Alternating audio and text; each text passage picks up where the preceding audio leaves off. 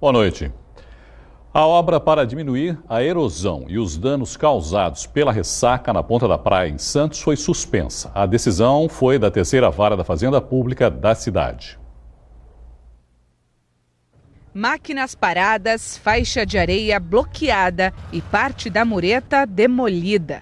Isso porque a obra, que estava sendo realizada desde a última semana, teve que ser interditada às pressas. A juíza Patrícia Narra, da terceira vara da Fazenda Pública de Santos, acatou o pedido do Ministério Público Estadual para paralisar a execução do projeto. A justificativa é a falta de licenciamento ambiental.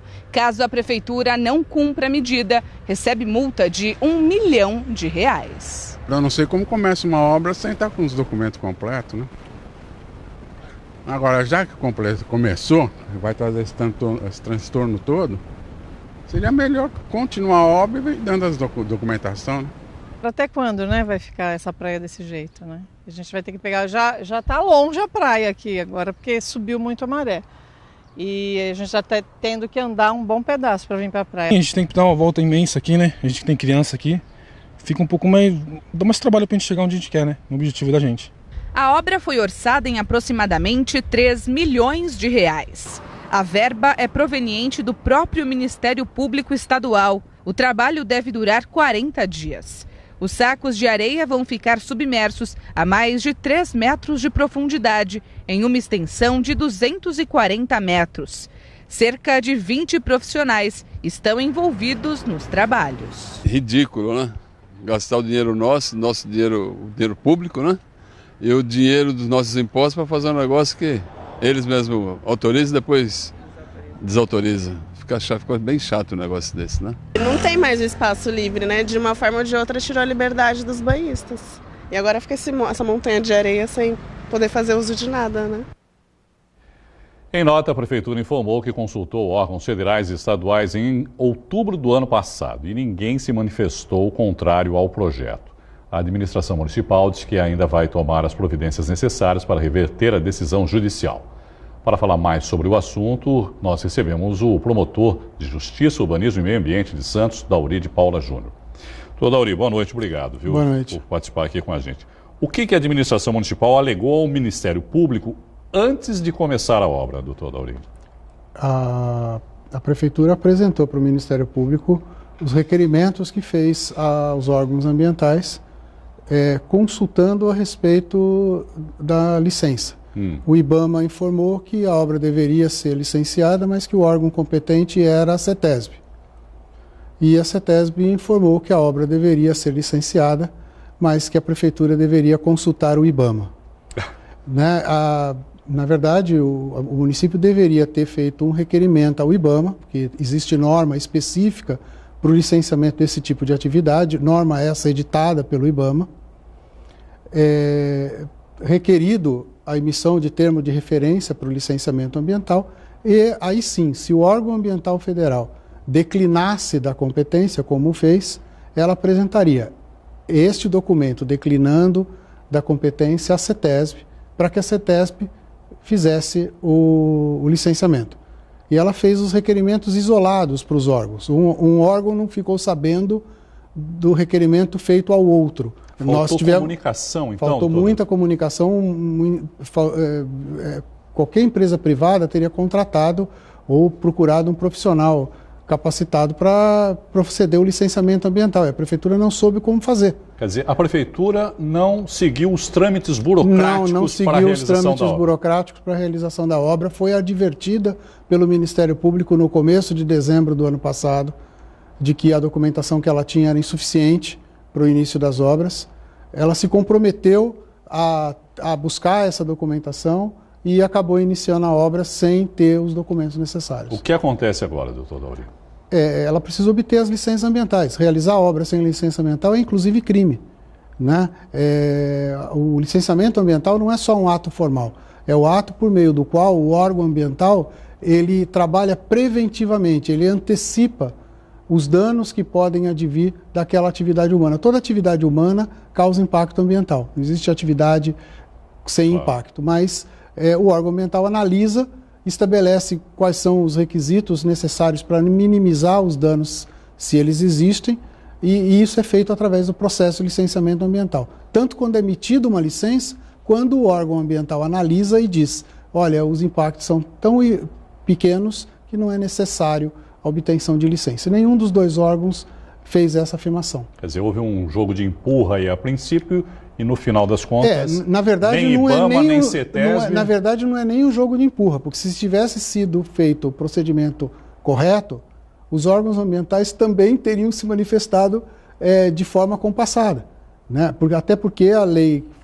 complementar à Constituição Federal, que regula a matéria, ela estabelece que quando o órgão ambiental estadual não licencia ou não licencia no prazo necessário, incumbe ao órgão federal intervir e fazer o licenciamento. O estadual, no caso, é a CETESB. O estadual, no caso, é a CETESB. E o federal, o IBAMA. O IBAMA. Em todo caso, seria o IBAMA. A CETESB dizendo, não vou licenciar, era o suficiente para o IBAMA licenciar. Porque, a princípio, o IBAMA falou que não ia licenciar, porque era responsável da CETESB, do estadual. O estadual, ao mesmo tempo, disse que não, que era o federal que deveria dar a liberação. Isso, só que a CETESB disse que era o federal que deveria dar a liberação, sem conhecer o parecer do federal. Né? A CETESB já não sabia que não o IBAMA sabia. já tinha... Nós tivemos acesso ao processo integral da CETESB e a prefeitura não juntou a consulta que fez ao IBAMA. Foi atrapalhada mesmo. Eu acho que não tem, infelizmente, não tem outra expressão. Desculpa, mas isso está parecendo uma grande atrapalhada, na verdade, né? Um não fala com o outro. E só que uma atrapalhada perigosa porque envolve o gasto de dinheiro público e porque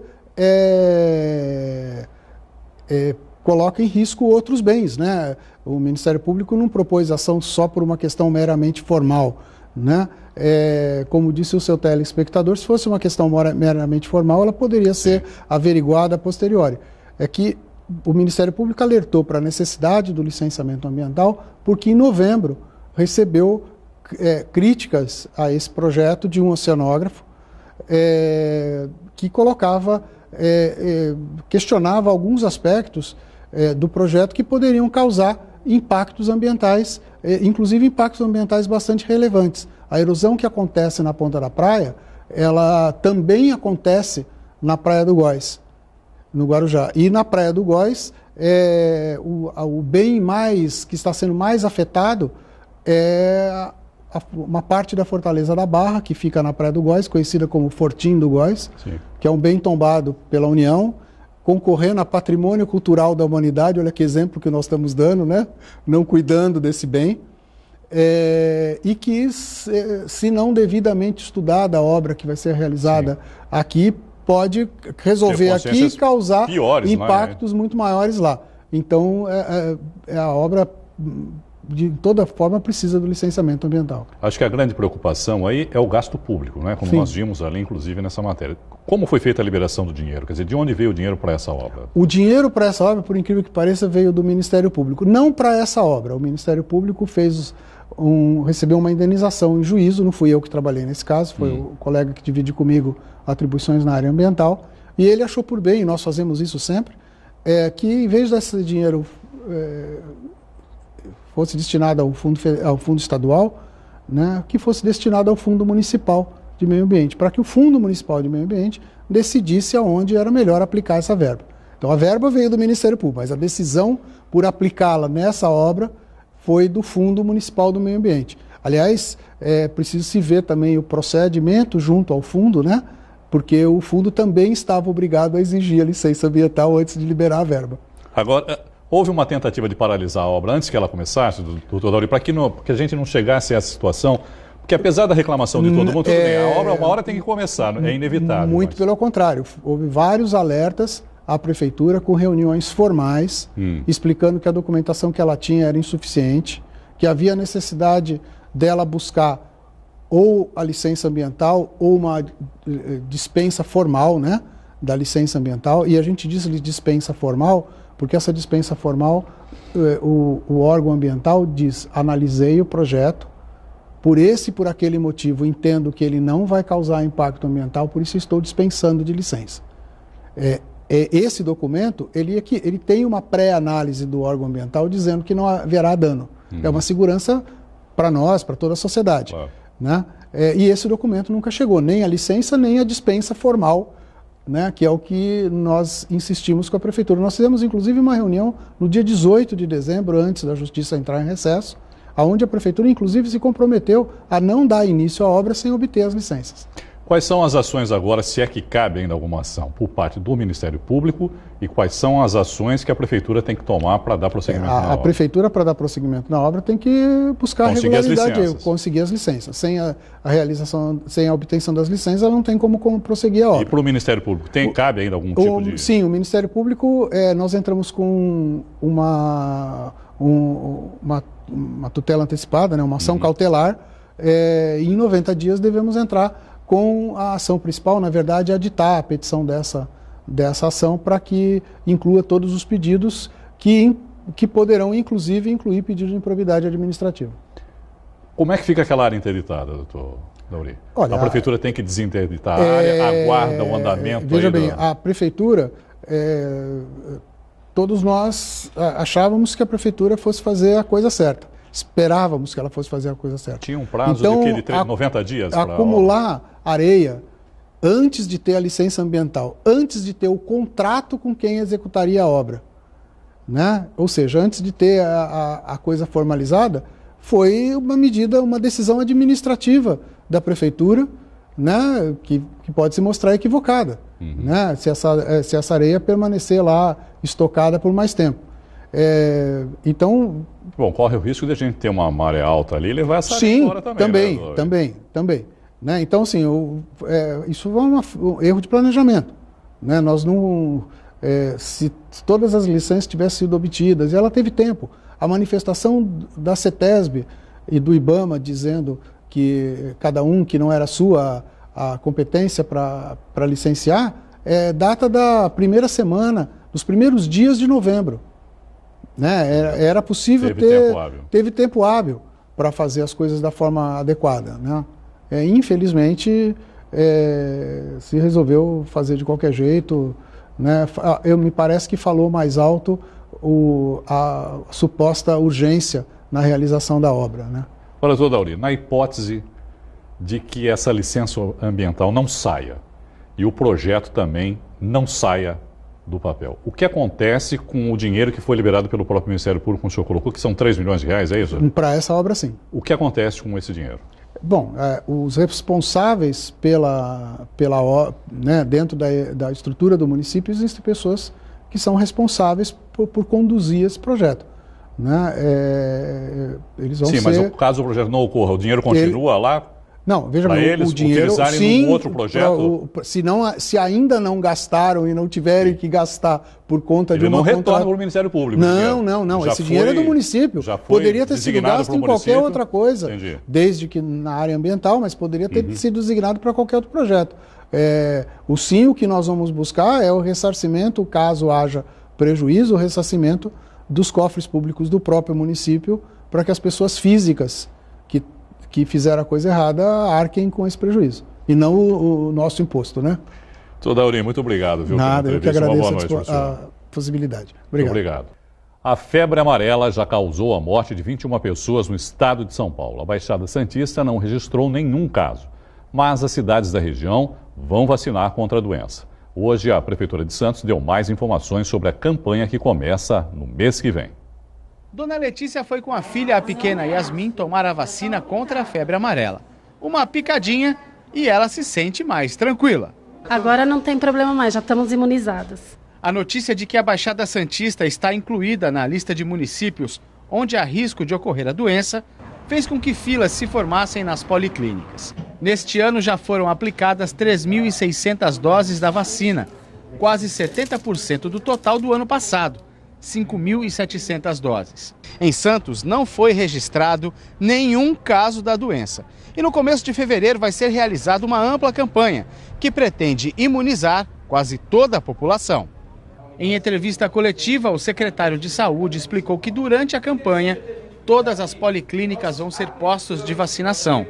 400 profissionais vão trabalhar. Serão 21 policlínicas envolvidas, separadas em todas as regiões da cidade, incluindo, evidentemente, Zona Noroeste, os morros, área continental, os bairros da Orla. 21 unidades que funcionarão para atendimento e vacinação da população. O secretário reforça que não há razão para medo e que a iniciativa deve atingir toda a população. não há necessidade da população procurar as unidades de saúde da nossa cidade até o dia 3, a não ser, evidentemente, aqueles que vão viajar para um local onde há grande disseminação da doença. A região norte da Grande São Paulo, alguns municípios daquela região, algumas regiões do estado de Minas Gerais, algumas regiões do nordeste do país e do norte do país. De volta à Policlínica, olha aí a Yasmin, que veio com a mãe tomar a vacina. Para quem ainda não recebeu a dose, ela avisa. E aí, doeu, Yasmin? Um pouco. Mas dá para aguentar, né? É. Tem problema nenhum? Não. Vale a pena, né? Pelo menos não vai ficar doente. Não. A partir de amanhã, a tarifa dos ônibus intermunicipais que ligam as 9 cidades da região vão subir em média 2,11%. Os valores variam de acordo com a extensão do trajeto. Os números estão no site da Empresa Metropolitana de Transportes Urbanos, EMTU, www.emtu.sp.gov.br. Os bilhetes do VLT também vai aumentar, de R$ 4,05 para R$ 4,20, mas o serviço não agrada a todos. O Conselho dos Direitos da Pessoa com Deficiência de Santos apontou falhas de acessibilidade nas estações, entre elas a Ana Costa. Os transtornos já começam do lado de fora. Depois de atravessar a Avenida Francisco Glicério, a guia é rebaixada, mas é tão estreita que um cadeirante só consegue passar com dificuldade. Tem desníveis, as ruas são bem íngremes, as calçadas mais ainda, então de cara você já tem dificuldade de chegar na estação. Outro problema apontado pelo presidente do CONDEF atinge os deficientes visuais. A entrada da estação possui corrimão dos dois lados, mas são vazados. De acordo com Luciano, dentro das estações, os pisos táteis de alerta estão mal posicionados. O piso tátil direcional deveria indicar um caminho seguro, né? Com autonomia e com segurança para o deficiente visual. No entanto, aqui você percebe que lá dentro o piso tátil direcional vai caminhando e, em um dado momento, ele passa muito rente ao banco, né? E em cima do piso tátil tem uma cesta de lixo. Então, assim, pessoas sentadas no banco fatalmente colocarão seus pés em cima do piso tátil direcional, que vai acabar prejudicando a caminhada do deficiente visual. Depois de denúncias de pessoas que têm algum tipo de deficiência e usam VLT, o CONDEF fez uma vistoria que gerou um relatório e foi encaminhado no mês passado ao Conselho Municipal de Transportes. Para nós do CONDEF, mais interessante do que isso é estipular prazos para que esses problemas, né, já apontados por nós, tenha prazo para ser resolvidos, porque o VLT está aí funcionando e os deficientes têm dificuldade de frequentar a estação e se locomover na sua cidade, né, São Vicente, Santos. A Empresa Metropolitana de Transportes Urbanos garantiu que as estações do VLT vão passar por adequações conforme exige a norma técnica de acessibilidade. A nota não revela qual o prazo para o serviço.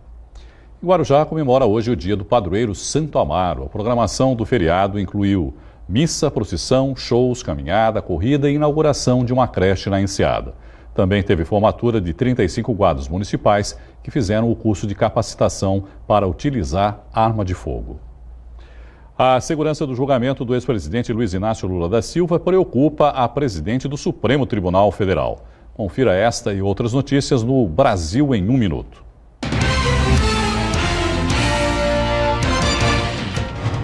A presidente do STF, ministra Carmen Lúcia, se reuniu com o diretor da Polícia Federal, Fernando Segovia, e com o presidente do Tribunal Regional da 4ª Região, desembargador Carlos Flores. O julgamento do ex-presidente Lula está marcado para o dia 24. Cerca de 1.040 motoristas apresentaram sinais de embriaguez durante operações da Lei Seca em 17 estados. A ação mobilizou agentes de trânsito e de segurança, além de policiais rodoviários federais. 214 condutores foram presos. O ex-procurador-geral da República, Rodrigo Janot, foi à Polícia Federal hoje. Ele prestou depoimento no inquérito que investiga a conversa dos delatores da JF, Joesley Batista e Ricardo Saldi, sobre ministros do Supremo Tribunal Federal. Nele é investigado Marcelo Miller, suspeito de auxiliar executivos da empresa quando era procurador. Futebol. Sem o recém-contratado Eduardo Sacha, o time do Santos viajou para Lins, onde estreia no Paulistão. Em entrevista coletiva no CT Rei Pelé, pela manhã, o técnico Jair Ventura destacou a força do atual elenco. Prestes a estrear no comando do Peixe, Jair Ventura fala de ansiedade e estratégia. Não, né? A gente sabe, na verdade, que as equipes que começaram antes têm uma vantagem física, mas como equipe, como conjunto, a gente, quanto antes começar, a gente vai estar o quanto antes também preparado. Então essa é o que eu penso para o Santos nesse início de competição. Lógico que vai demorar um tempinho para a gente estar na nossa forma ideal. Esse primeiro jogo, principalmente, você vem com um acúmulo de treinos que foram muito fortes, né, durante todos esses dias, principalmente por conta desse período curto. Nós tivemos que treinar com mais intensidade ainda, mas que com certeza a equipe do Santos, o mais rápido também possível, vai estar na melhor condição física.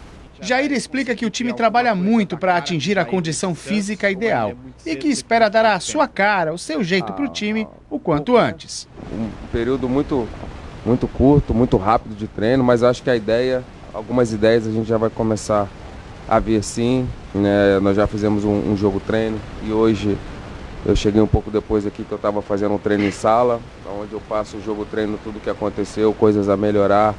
E as coisas boas para a gente continuar fazendo, e bastante coisa já dentro da nossa ideia de jogo. Então acredito que o quanto antes essa equipe já vai estar fazendo bastante coisas que a gente tem como ideia de futebol. O treinador ressaltou a qualidade do elenco, apesar da saída de peças importantes, Lucas Lima e Ricardo Oliveira. Um elenco com qualidade mesmo com as perdas, então estou muito contente com a resposta deles, estou muito contente com o que eu tenho visto esses dias, e que com certeza vão fazer um grande ano. O técnico Jair Ventura não revela o time que estreia no Paulistão nesta quarta-feira. Mas uma coisa é certa, Eduardo Sacha, que veio do Inter, não enfrenta o Linense. O jogador, o meio atacante, não atingiu ainda 100% da sua forma física. Pela manhã, o Peixe treinou de leve. Antes do jogo contra o Linense, haverá mais um treino nesta terça-feira, já em Lins. Jair Ventura falou da expectativa para a estreia no Paulistão. É com certeza o regional mais disputado e a expectativa é grande. Ansioso, lógico, ansioso assim, mas tranquilo, bem focado nos nossos objetivos, sabendo que ainda é muito cedo, sabendo que ainda a gente vai sentir, principalmente com a parte física, já que os treinos foram muito fortes, mas que com o tempo a gente vai chegar ao Santos ideal. Os jovens atacantes Rodrigo e Uri Alberto, revelados nas categorias de base do Santos, foram relacionados e fazem parte da delegação que viajou para Lins. E falando em categoria de base, o Santos se classificou agora há pouco para as quartas de final da Copa São Paulo de Juniores. Jogando em Franca, o Peixe bateu o Atlético Paranaense por 2-0. Gols de Gabriel Calabres e Wallinson Madalena. Na próxima fase, o Alvinegro enfrenta o Internacional de Porto Alegre. A edição de hoje termina aqui no youtube.com/santaportal. Você pode rever todas as matérias do programa. Boa noite e até amanhã. Tchau.